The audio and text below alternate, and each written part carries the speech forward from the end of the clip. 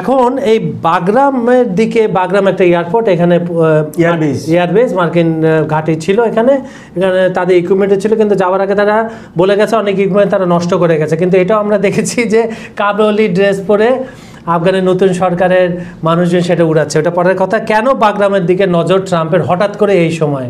2001 থেকে 2020 পর্যন্ত আফগানিস্তানে ছিল যুক্তরাষ্ট্র, ঘাঁটি করেছে, সেই ঘাঁটিতে নেটও ছিল।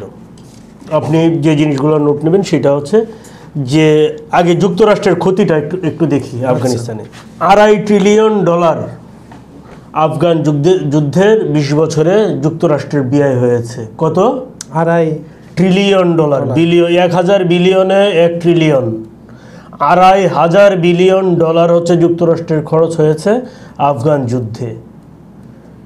যুক্তরাষ্ট্রের সামরিক বাহিনীর সদস্য মারা গেছে 2500, এখানে 2500, ফিগারটা মিলে যাচ্ছে। পঙ্গু, জীবনের মতো পঙ্গু হয়ে গেছে কত? 20,000 প্লাস মার্কিন নেটো সেনা। ক্ষতি কি আফগানিস্তানের হয় নাই?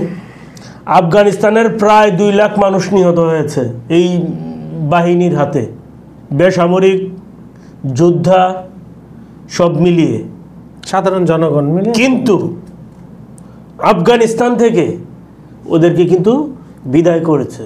এবং মজার বিষয় হচ্ছে কি, এই যে যুদ্ধ সরঞ্জাম, কি বিমান, হেলিকপ্টার, ট্যাঙ্ক, বেস স্থাপন, জাহাজ, যা কিছু ছিল সব রেখে পালাতে হয়েছে। উড়োজাহাজ যা কিছু ছিল সব ফেলে রেখে পালাতে হয়েছে।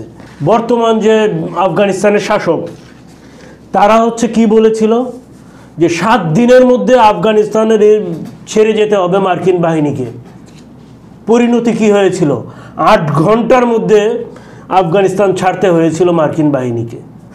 মানে কতটুক অসহায় আত্মসমর্পণ, সেটা হচ্ছে আপনারা নিজেরা বিচার বিশ্লেষণ করবেন। না, আমরা সেই সময় আপনার এখন যদি আসি যে কেন যুক্তরাষ্ট্রকে আফগানিস্তান ছেড়ে যেতে হলো, দীর্ঘমেয়াদী স্থায়িত্বের অভাব ছিল।